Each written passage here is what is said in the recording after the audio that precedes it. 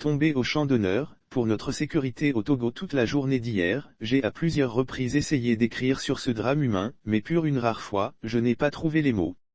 Des militaires togolais, dont une femme, ont perdu la vie au Mali, lorsque leur véhicule a sauté sur une mine. Les informations reçues à mon niveau ne sont pas bien précises. Le bilan initial officiel parle de 7 morts et 3 blessés graves, et plus tard dans la journée, plusieurs sources m'ont informé que les 3 rescapés avaient succombé à leurs blessures. J'attends néanmoins une confirmation officielle.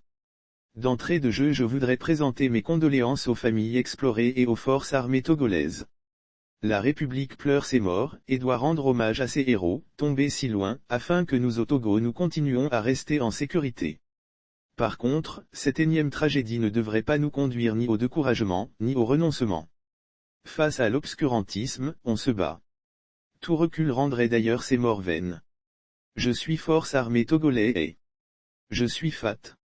Sur les images et vidéos que j'ai pu voir, il s'agit probablement d'une mine anti-char, à pression ou magnétique.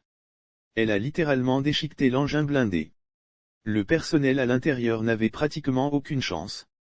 Quand la piste est en terre, il est plus facile de dissimuler une mine ou un EEI, engin explosif improvisé, et faire des dégâts importants. Pour faire face à ça, il faut une unité de génie pour ouvrir l'itinéraire. Les armées africaines ne sont pas très pourvues en ces unités, manque d'équipements et de personnel. Tout déplacement de troupes doit être précédé de ces unités car l'ennemi peut miner les axes à tout moment. C'est ce qui rend la guerre dans ces zones si difficile.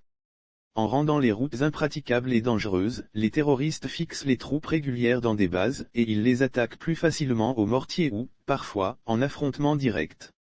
C'est pour toutes ces raisons que pour le moment, le départ des troupes françaises n'est pas une bonne approche. Certes, certaines personnes estiment que la situation n'évolue au SS depuis plusieurs années, mais elle aurait été pire si les Français n'étaient pas là.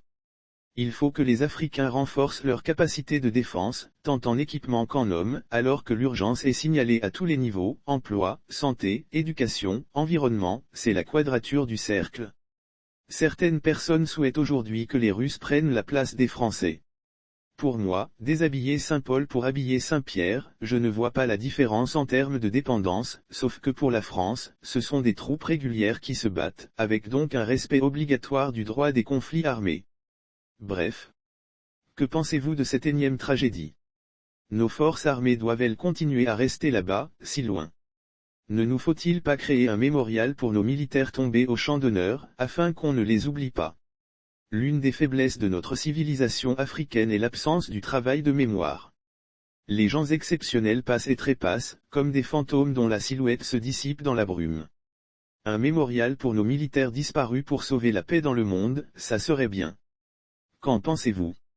Je suis doublement triste parce que j'ai 2 militaires de mon régiment blindé parmi les victimes. Ils sont morts comme tout militaire de char, dans le blindé transformé en cercueil. Je les pleure. Force et honneur. La victoire ou la mort, nous vaincrons. Vivants.